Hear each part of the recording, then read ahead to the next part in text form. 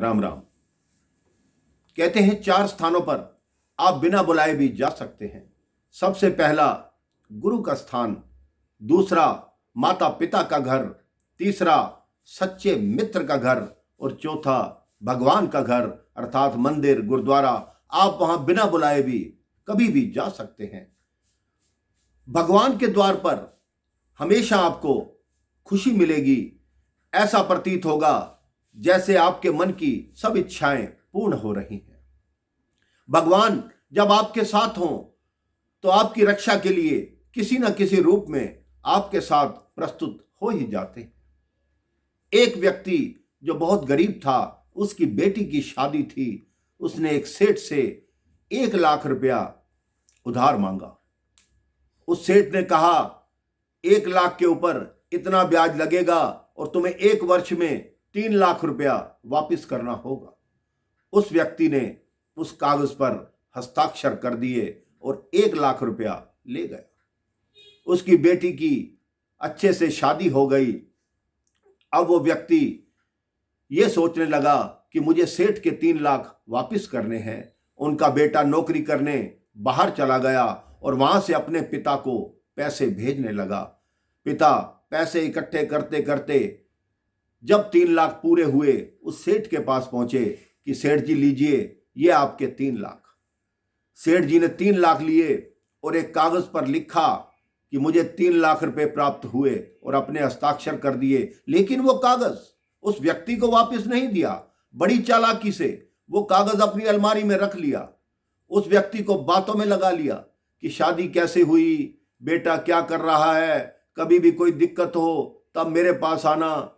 वो व्यक्ति जो बहुत साधारण था चुपचाप वहां से चला गया।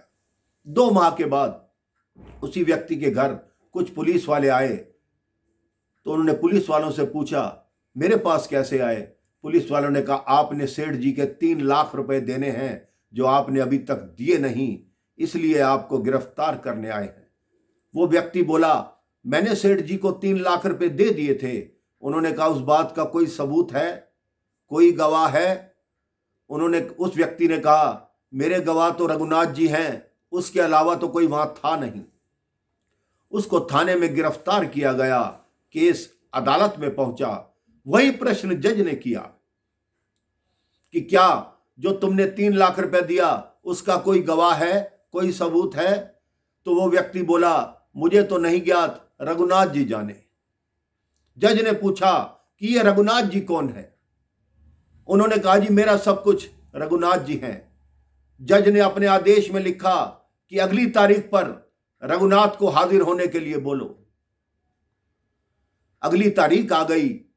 अर्दली ने बड़ी जोर से आवाज लगाई अदालत में कि रघुनाथ हाजिर हो।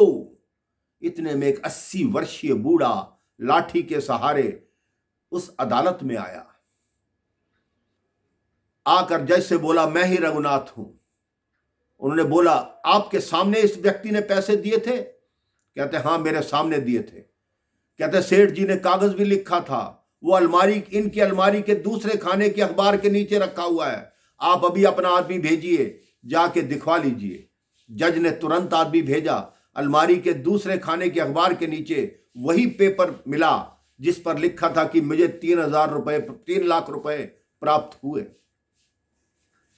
अब उस व्यक्ति ने कहा